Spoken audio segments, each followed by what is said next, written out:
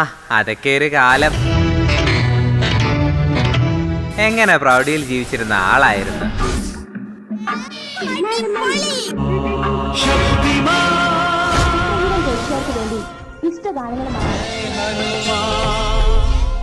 Nineties കിഡ്സിന് തന്നെ ഭയങ്കര കാര്യമായിരുന്നു. അവരുടെ നൊസ്റ്റു ഫീലിങ്സ് തന്നെയായിരുന്നു ഞാൻ.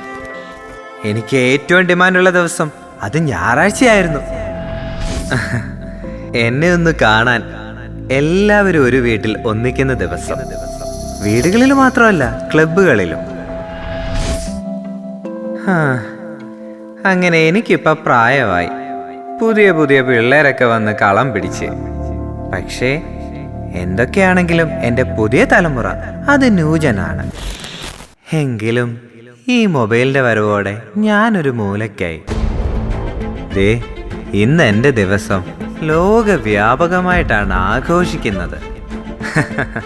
ഇത് നിങ്ങളറിയാൻ റേഡിയോ വേണ്ടി വന്നു.